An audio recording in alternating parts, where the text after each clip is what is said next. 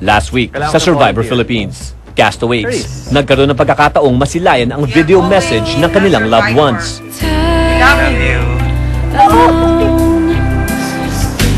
This is my home.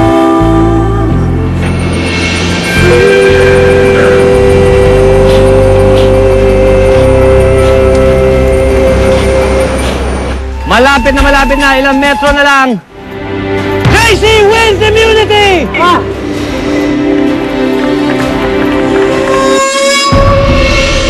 Salam, welcome sa inyong pang-apat na Tribal Council bilang tribo.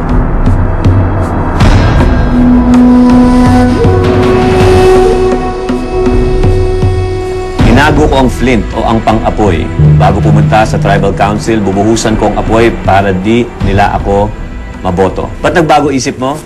Mawalan ako ng kaibigan, Pao. Baka mamaya, sige nga, tumagal ako ng 3 araw. Natakot sila, siyempre walang apoy. Kasi kung strategy lang, Pao, pwede. Talagang maraming matatakot dito. Sino bang gusto ng maginaw sa madaling araw? Sino bang may gusto ng magutom tayo walang kanin, walang ulam na maluluto? Hindi ako traidor. Ngayon makikita kung ano yung tunay na pagiging traidor, yung tunay na value ng pagkakaibigan. Pinapakita ko yung tunay na pagkatao ko dito, so hindi ko ginawa. Gusto ko, pag uwi ko, may kaibigan pa ako. Pero Pao, bago ako umalis, meron pa akong isa nakaipit kung sa sulat na yan. Kung i-execute ko, kung dyan natakot na sila, nakakatakot na, meron pa akong isa nakakatakot kung itutuloy ko. Ako lang ang nakakaalam. Kung nakakayanig na yung apoy na yan, meron pa akong isa dito, bahala kayo. Yan lang. Pag-uwi nyo, saka nyo malalaman. It's for me to know and for you to find out, guys. Alright. Bago tayo bumoto, JC, nandyan sa'yo yung immunity necklace. Pwede mo ibigay kahit kanino, ibibigay mo ba? Hindi, mananatili sa leeg ni JC ang immunity necklace, hindi siya pwede iboto. Charisse, ibig sabihin meron kang 1 vote bago pa magsimula ang botohan. 7 kayo, ibig sabihin 8 boto ang aking bibilangin.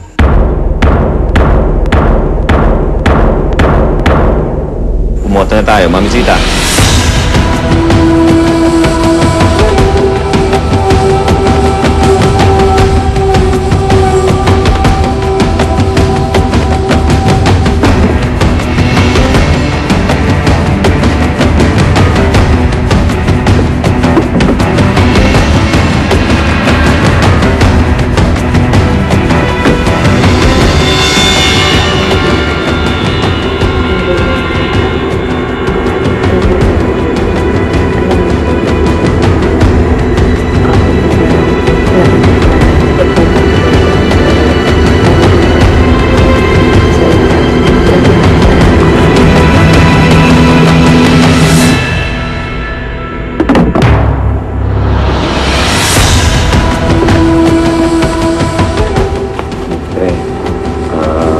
Halos lahat kinausap ko na para parang makasundo ko na, parang patawarin na ako, parang hinaway mo pa ako. Alam ko naman mangyayari sa akin yung gabi, pero ewan ko parang wala kang pakiramdam. Bye.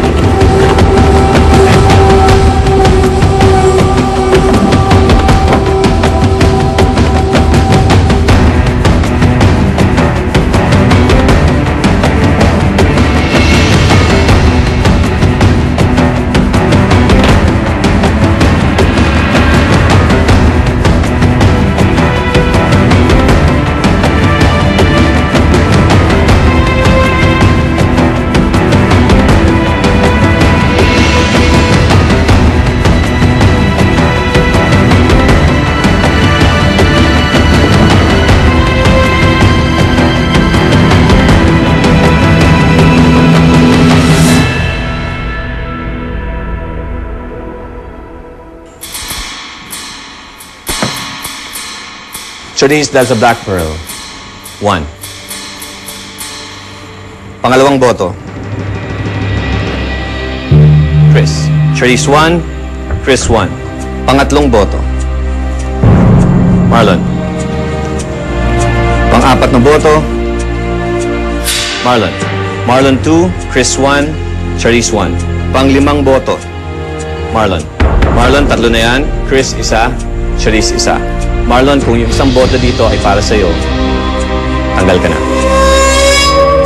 ang ika-12 castaway na natanggal sa Survivor Philippines at ang pang-4 na miyembro ng ating jury.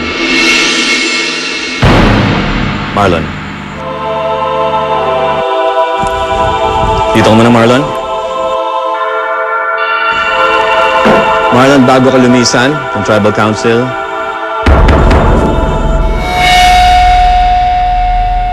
puting perlas. Ano sa niya raw? Ang puting perlas naman ay nagbibigay ng proteksyon sa isa sa mga castaways na dati mong katribo. Ang binibigay yan ay -1 vote. Kanino mo ibibigay? Charisse. Charisse, sa susunod na Tribal Council, kapag may isang boto ka, hindi natin bibilangin yun. Marlon, sulo. Exalta ng tribo.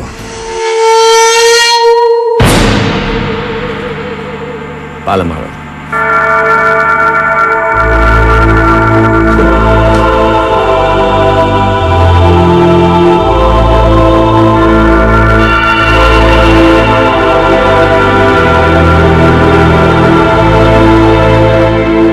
Charisse, dahil sa white pearl na yan, -1 vote ka. Kung may matanggap ka mang boto, hindi natin bibilangin ang isa. Pero pareho rin ang ating mga rules. Kapag wala yan sa iyong kamay sa susunod na Tribal Council, wala yang silbi sa'yo. Jury, maraming salamat sa inyong lahat. Malalim ng gabi. Balik na sa camp. Sa akin, kung matatapakan yung personalidad ko, kung talagang lalaroin mo siya, kailangan gawin mo yun. Kung hindi mo makukuha yung goal mo. Gamitin nila lahat ng pwedeng pagkakataon dahil yung pagkakataon na yun, hindi na babalik ulit katulad ng nangyari sa akin. Kung ako sa kanila, medyo iwas muna yung mga tiwala sa isa't isa kasi hindi naman natin alam talaga kung ano yung magiging desisyon ng bawat isa kasi halos ang daming two-face eh.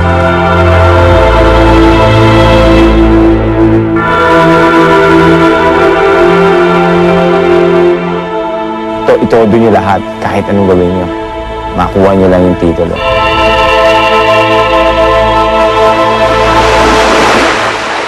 Susunod! Ano ba yung ibig sabihin? Wala, yun ako na nagpapa-apekto kahit ano pa yun.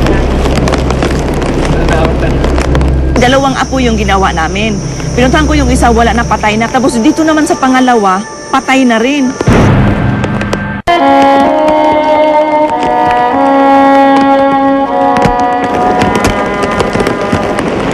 Kasi nung pagdating namin dito, pinuntahan ko kaagad yung...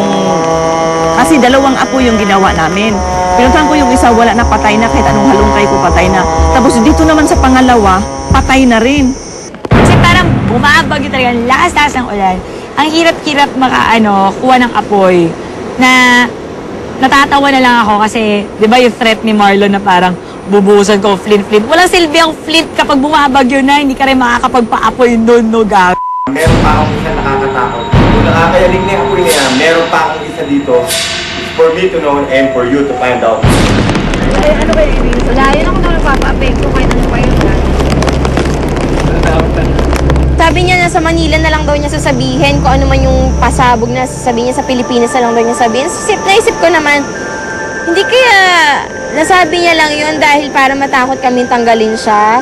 O pwedeng, sana, or baka yung pasabog din na, kasi alam niya lahat ng strategy namin eh, baka sabihin niya sa jury. Yun ang maisip ko.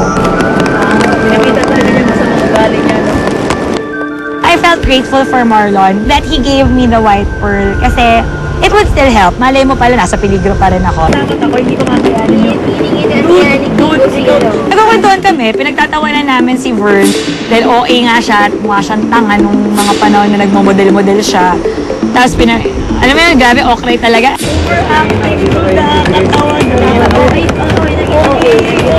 Kasi pasok ko.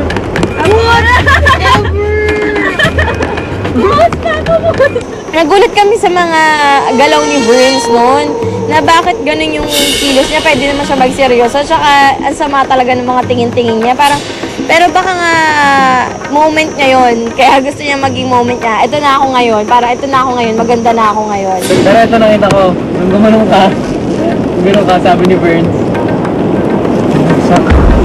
Megsa. Busted ka. Busted ka daw, dude. Yung mood talaga ni Veronica ay ganun dahil daw baka bitter siya na unexpectedly, natanggal agad siya. Okay na? Mamaya pa ko ba? Mahirap. Mahirap matulog nun. Mahirap matulog nung malakas ang ulan, sobra. Hindi namin alam kung anong gagawin namin, kung anong paikot-ikot kami, kung anong pesto yung gagawin namin. Good night.